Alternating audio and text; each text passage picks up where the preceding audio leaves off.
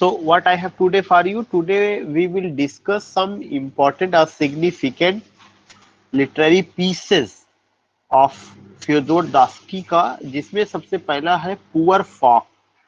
Poor Fock को लेकर के बात करेंगे।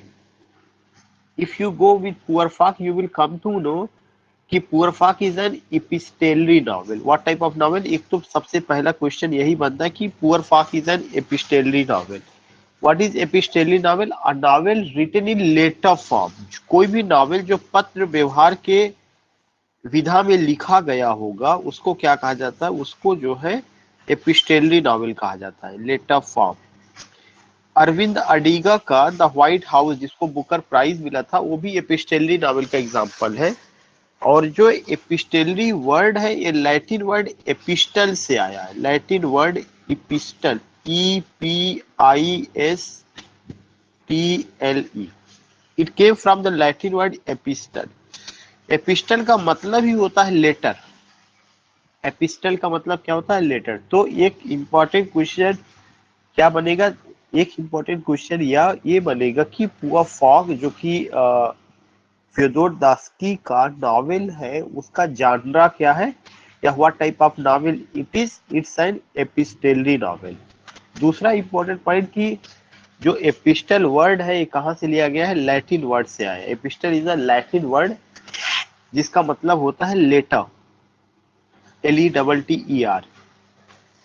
अब उसके बाद नेक्स्ट पॉइंट आता है कि इस नॉवेल में उन्होंने क्या क्या बताया हुआ, क्या क्या चीजें हैं। You will come to know कि जो नॉवेल है it depicts, what does it depicts? It depicts the relationship between the small elderly official maker Divoskin and the young seamstress वारवरा।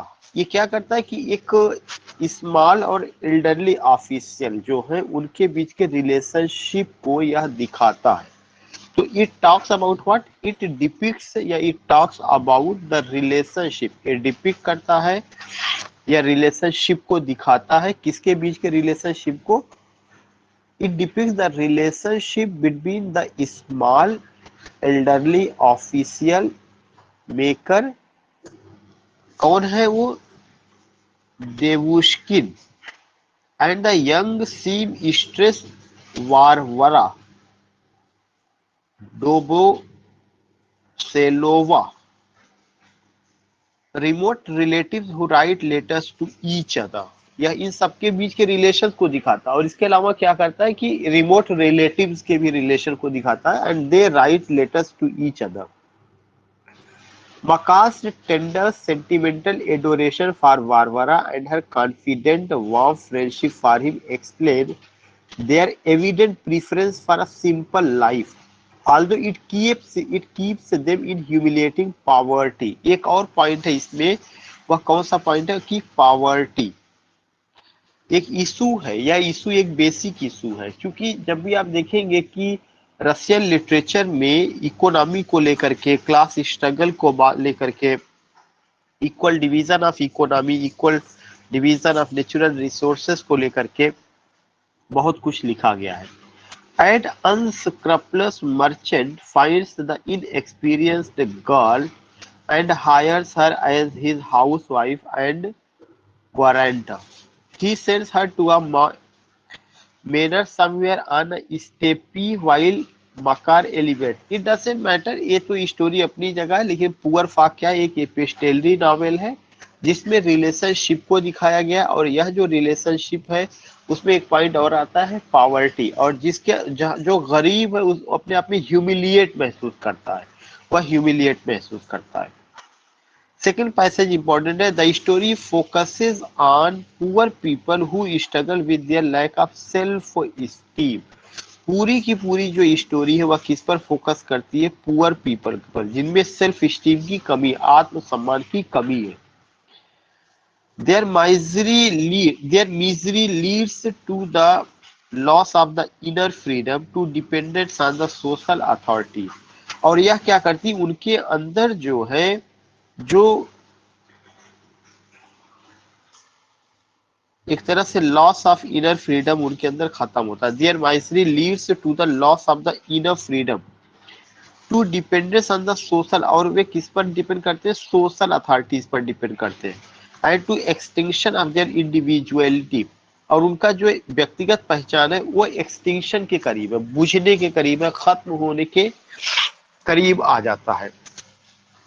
So I just want to say कि what I just want to say कि you getting here what की and to the extinction of their individuality, Dostoevsky shows how poverty and dependence are indissolubly aligned with deflection and deformation of self steam. दो चीजें बहुत important है, वो क्या है, poverty and dependence. ये आदमी की जो है इंडिविजुअलिटी को खत्म करने के में बहुत इंपॉर्टेंट रोल अदा करते हैं। What does it play? There are two important things. One is poverty and second is what? Second is dependence. These two things play a very significant role to eradicate the individuality of someone या self esteem of someone. तो पूरे novel में क्या चीज दिखाया गया है, it's an epistolary novel, और इसमें और क्या चीज दिखाया गया है, relationship between the small elderly official, सबसे important poverty. Those who are poor people, they are not an independent people, but they depend upon someone. Whom do they depend? They depend upon authorities, and their dependency just kill their freedom. Their dependency and their poverty just kill their individuality and freedom. ये तीन चीजें हमें ध्यान में रखना है। उनका जो सेल्फ स्टीम है वो खत्म हो जाता है, जो उनका इनवर्ड और आउटवर्ड सफरिंग है उसी में उलझे रहते हैं। These things we find, these things we see. तो it's about what, it's about poor folk. ये जो था किसके बारे में, ये पुअर फॉक के बारे में, जिसमें हम ये चीजें देख रहे हैं। उसके बाद उनका दूसरा वर्क है नोट्स फ्रॉम अंडरग्राउंड। हम लोग बहुत उसको, ऐसा नहीं है कि बहुत डिटेल में, लेकिन एक एक उनके वर्क जो इम्पोर्टेंट है उसको लेकर के हम बात कर रहे हैं कि notes from underground. Notes from Underground is split into stylistically different parts. The first essay, like the second in narrative style, the protagonist and first person narrator. ये चीज ध्यान में रखना है कि इसमें जो नरेटर है वो कौन है, फर्स्ट पर्सन नरेटर। कभी कभार पूछ लिया जाता है कि जो नॉवेल का नरेटर वो कौन सा, थर्ड पर्सन है, फर्स्ट पर्सन है या सेकेंड पर्सन है। तो here you get what, here you get कि जो नरेटर है वो first person, the protagonist and first person narrator. और वह जो नरेटर है वह क्या है, अननेम्ड 40-year old सिविल। वह अननेम्ड है, उसका कोई नाम नहीं है। Unnamed 40-year old civil servant known as the underground man। ये चीज ध्यान में रखिएगा। who is the narrator? First person is the narrator. What is his age? 40 years. And what is his identity? He is a civil servant. Has he any name? No. He, in the novel, he is known as the underground man। उसको जिस नाम से जाना गया है वो क्या है, अंडरग्राउंड मैन है। ये किसके अलावा, प्रोटेगोनिस्ट के अलावा। तो protagonist 40-year old civil servant and the underground man. The only known fact about his situation are that he has quit the service। केवल उसके बारे में एक ही जानकारी है, उसने सर्विस से अपने आप को हटा लिया है, या सर्विस को अलविदा कह दिया है। Lives in a basement flat on the outskirts of Saint Petersburg and finances his livelihood from a modest inheritance. और उसको जो फाइनेंसेस मिलता है, जो उसको चीजें मिलती हैं, वो कहाँ से मिलती है, मॉडेस्ट इनहेरिटेंस से मिलती है। He gets it from modest inheritance. The first part is a record of his thought about society and his character। जो पहला पार्ट है वह क्या है, वह एक रिकॉर्ड है। किसका रिकॉर्ड है, सोसाइटी का और कैरेक्टर का। He describes himself as a vicious, squalid, and ugly. The chief focuses of his polemic are the modern human. और वो अपने आप को कैसे प्रेजेंट करता है, मॉडर्न ह्यूमन, यही प्रॉब्लम आएगी. And his vision of the world which he attacks severely and cynically and toward which he develops aggression and vengefulness. He considers his own decline natural and necessary, although he emphasizes that he does not intend to publish his notes for the public. The narrator appeals repeatedly to all an ill-described audience whose questions he tries to address. तो you will come to know कि जो narrator है उसने इसमें कुछ नहीं बताया, केवल अपने बारे में बात करता है. कि जो इसका पहला पार्ट है वह एक रिकॉर्ड है. किसका रिकॉर्ड है? हिज थॉट्स का. किसका थॉट्स का? His thoughts about society and character. जो पहला हिस्सा है, नरेटर अपने विचार व्यक्त करता है कैरेक्टर के बारे में और सोसाइटी के बारे में. Because he has some problems, not his society, he has some problems with the norms of the society. So norms of the society established by you can say the responsible authorities, जिन्होंने अब इसको establish किया है. तो इसका मतलब कि he is not satisfied with the system, the particular system in which he is living. He is against that system because this is the system where the people are going to be oppressed, suppressed, humiliated, abused.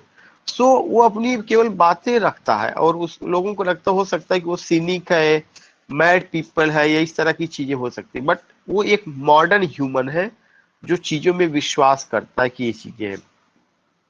लेकिन उसमें क्या है कि पूरा का पूरा उसने दिया हुआ है. दूसरा, in the second part he describe scenes from his life that are responsible for his failure in personal and professional life and in his love. तो इसका मतलब क्या हुआ? He is a failure man. और सेकेंड पार्ट जो है वह उसके जीवन को डिस्क्राइब करता है. और उसके जीवन में क्या हुआ कि वह हर जगह फेल हुआ है. His failure in personal and professional life and in his love. So I want to just say, I just want to tell you कि जो सेकेंड पार्ट है वह सेकेंड पार्ट क्या डिस्क्राइब करता है? The second part describes scenes from his life that are responsible for his failure in personal and professional life and in his love life. So he failed in every field of life.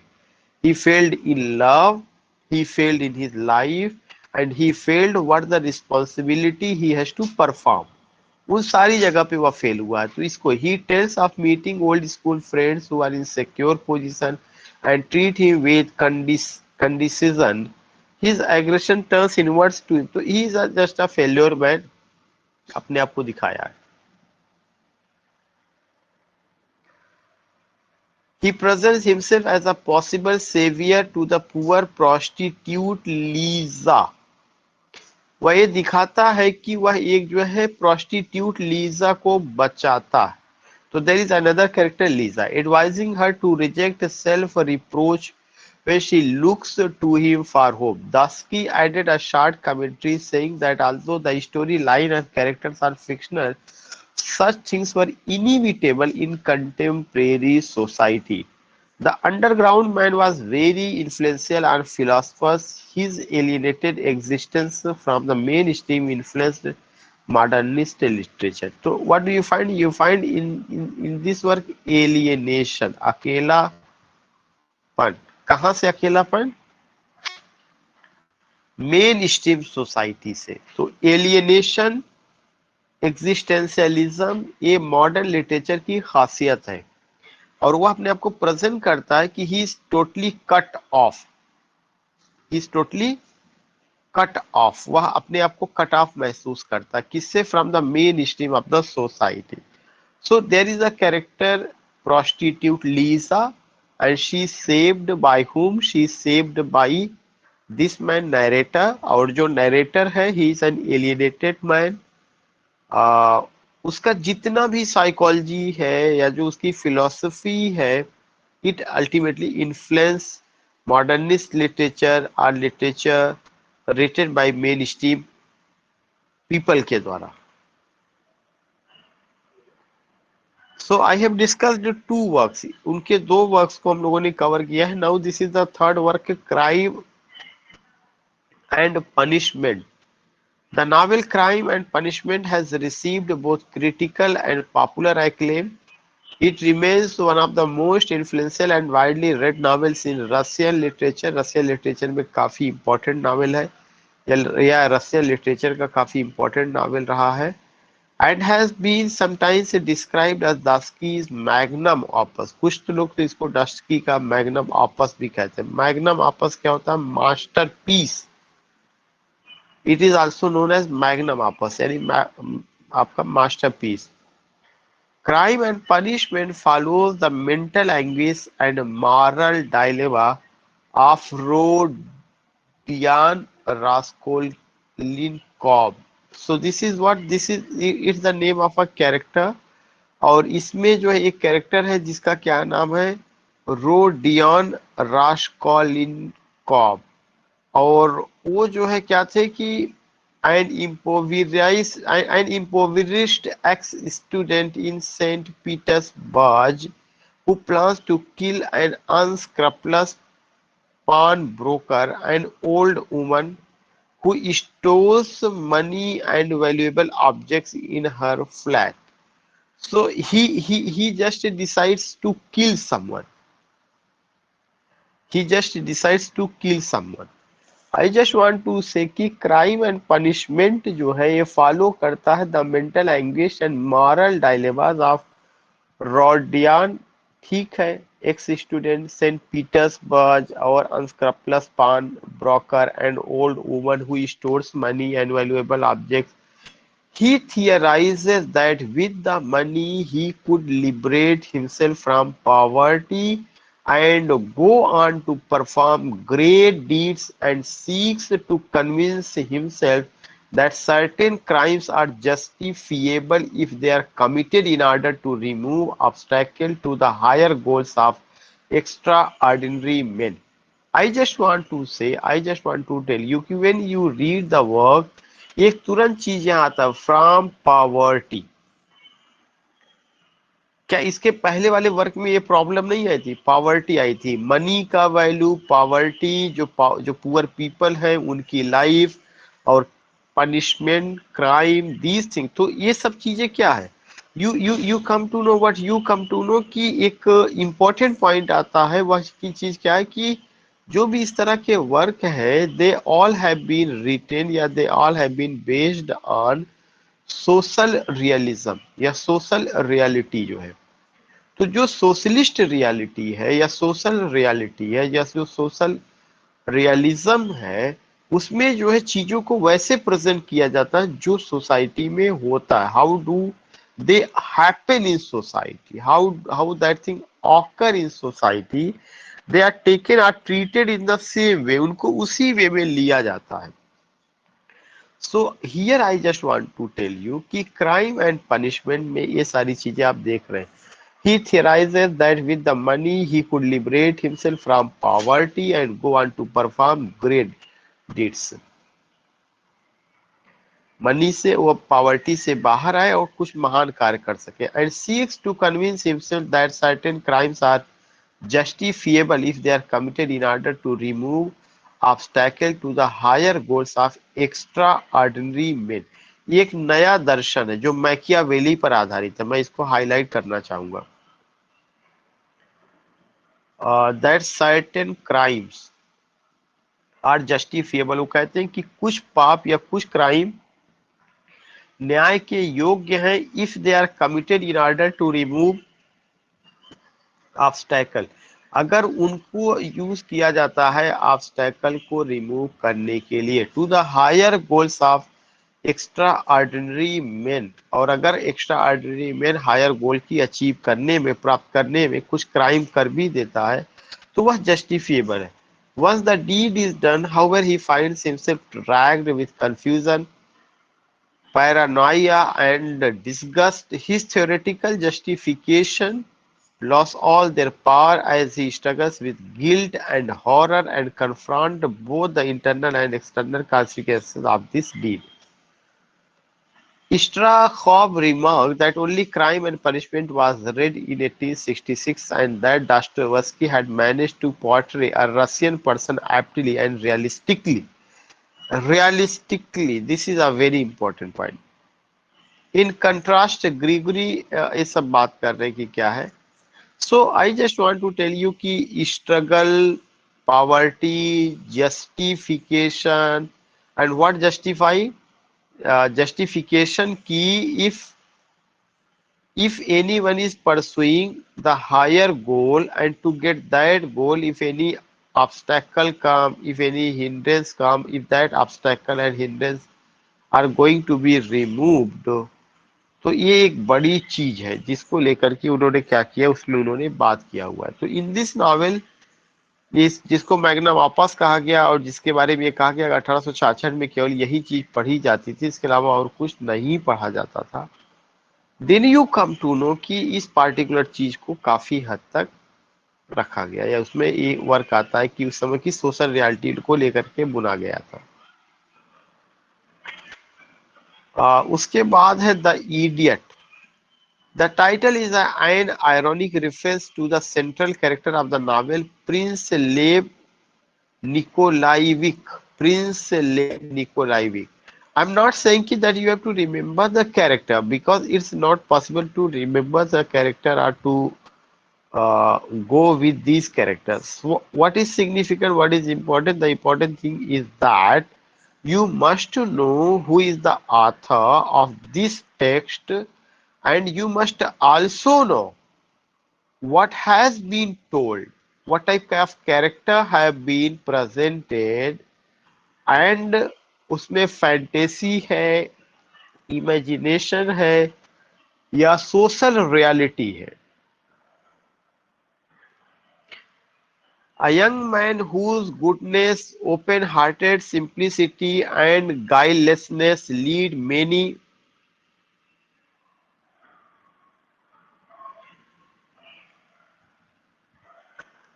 guilelessness lead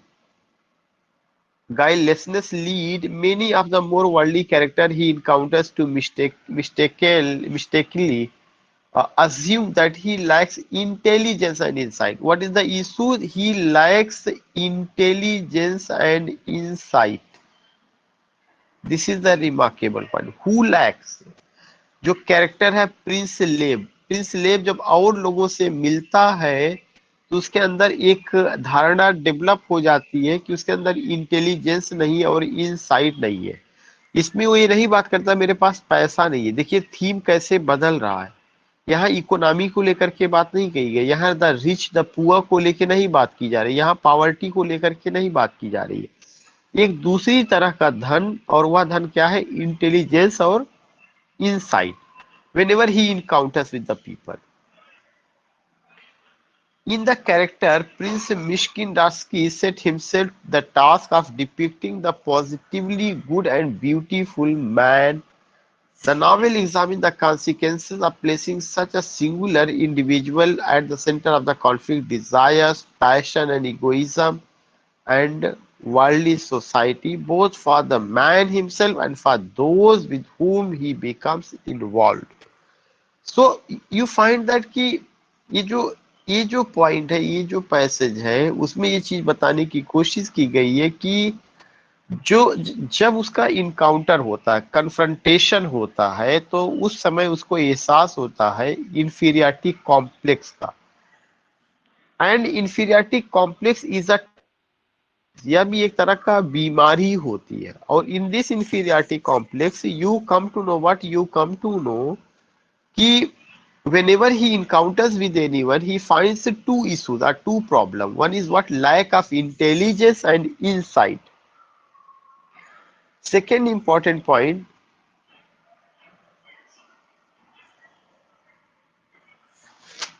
इसके अलावा एक चीज आप और देखेंगे कि उसका अपना डिजायर्स है, पैशन है, इगोइज्म है ऑफ वर्ल्डली सोसाइटी का. But second passage, Joseph Frank describes the idiot as the most personal of all Dostoevsky's major works, the book in which he embodies his most intimate, cherished, and sacred convictions.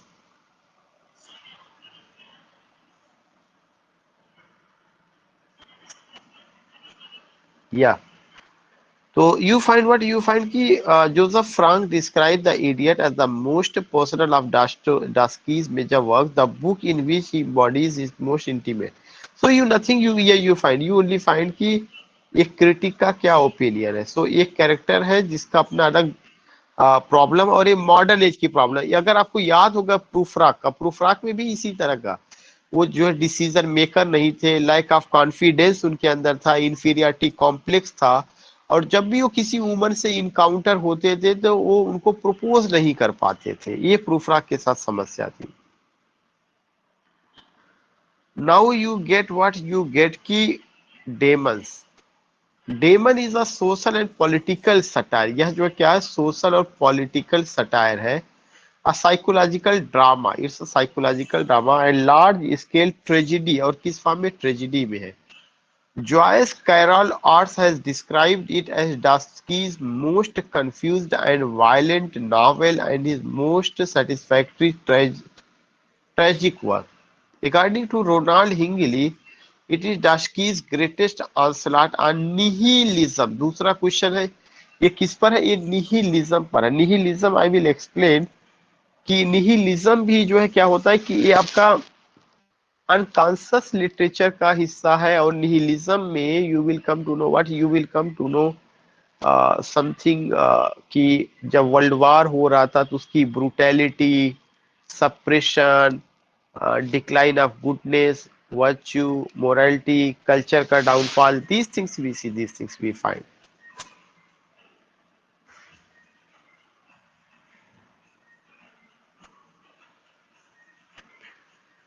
Second important point I would like to share with you here, and what is that? Ki when you come to the about this work, especially this demon, तो what do you see? You see कि यह एक social और political satire है, psychological drama है, और ये nihilism पर आधारित है। आ, उसके बाद कह रहे हैं कि one of humanities most impressive achievements, perhaps even its supreme achievement in the art of prose fiction, Demons is an allegory. दूसरा क्वेश्चन क्या, यह एलिग्री है of the potentiality catastrophic consequences of the political and moral nihilism that were becoming prevalent in Russia. So you find what you find here, nihilism तो ठीक है, लेकिन वो nihilism भी पॉलिटिकल और मॉरल निहिलिज्म है, और एक वर्ड उन्होंने जोड़ा है कि एलिग्री है। A fictional town descends into chaos as it becomes the focal point of an attempted revolution orchestrated by master and conspirator Piotr. This is the character conspirator भी है, Pyotr Verkhovensky, the mysterious aristocratic figure. या क्या है, mysterious aristocratic figure है, बड़े घराने से, of Nikolai Stavgin. You find कि Warkonsky counterpart in the moral sphere dominates the book, exercising an extraordinary influence over the hearts and minds of almost all the character. The idealistic Western influenced generation of the 1840 epitomized in the character of Stephen Warkonsky. I would like to tell you here what कि you don't have to go with anything, बल्कि यह क्या है, एक daemon allegory है, nihilism पर आधारित है, और एक ड्रामा है जिसमें सोशल और पॉलिटिकल इश्यूज को रखा गया है। नेक्स्ट है द ब्रदर्स कारामाज़ोव। ये लगभग 800 पेजेस का है, ये डास्कोवस्की लार्जेस्ट वर्क है। It received both critical and popular acclaim and is often cited as a magnum opus. कुछ लोगों ने इसको उनका मास्टरपीस कहा। कंपोज्ड ऑफ 12 बुक्स, इसकी संख्या जरूर ध्यान में रखना है, 12 बुक्स में। The novel tells the story of the novice Alyosha कारामाज़ोव,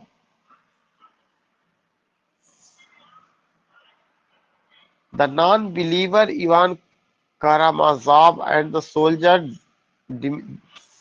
Soldier Dmitry Karamazov. The first books introduce the Karamazov. The main plot is the death of their father. The main plot is the death of the father Fyodor.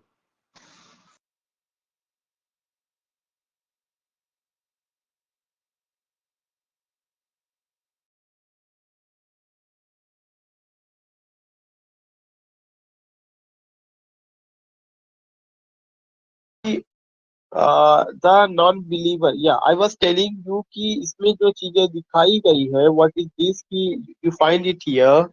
The main plot is the death of their father Fyodor. The main plot is the death of their father Fyodor. While other parts are philosophical and religious. ठीक है. The most famous chapter is the Grand Inquisitor, a parable told by Ivan to Elosia about Christ's second coming in Seville. Spain year old Catholic Grand Inquisitor instead of answering, इसमें Christian theme को लेकर के दिया गया है। और जो ये किताब है 12 बुक्स में है, और जो मेन प्लॉट है वो क्या है, the death of their father Fyodor को लेकर के बात की गई है। और दूसरा चीज की एक फेमस चैप्टर है जिसमें ये कहा गया है कि सेकेंड कमिंग, क्रिश का सेकेंड कमिंग का होना।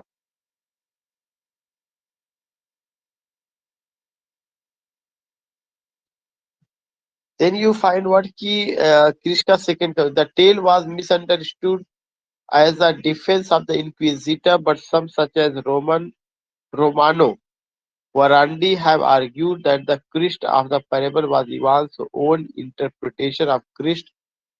The idealistic Ivan, however, has stated that he is against unbelief. Ivan, however, he has stated that he is against Christ. Unbelief के भी against में है और Christ के भी against में. Most contemporary critical scholars agree that Dasky is attacking Roman Catholicism. उन्होंने इस नॉवल में किस पर अटैक किया, रोमन कैथोलिज्म पर। और सोशलिस्ट अथीज्म, और जो सामाजिक रूप से जो समाजवाद के सपोर्टर थे लेकिन अब ईश्वर की सत्ता में विश्वास नहीं करते थे, उनको क्या कहा जाएगा, अथीस्ट। तो जो एथीस्ट है या लोग है उसकी उन्होंने आलोचना की है। He warns the readers against a terrible revelation in the future, referring the donation of Pepin around 750 and the Spanish Inquisition. These things you find nothing at all. So कुछ नहीं था, केवल 4-5 या जो भी वर्क उनका था, एक नजर में पता होना कि इन्होंने ये लिखा, यहाँ से बिलोंग करते हैं, थोड़ा बहुत उसके कैरेक्टर या स्टोरी थी, हाँ इस पास जो है।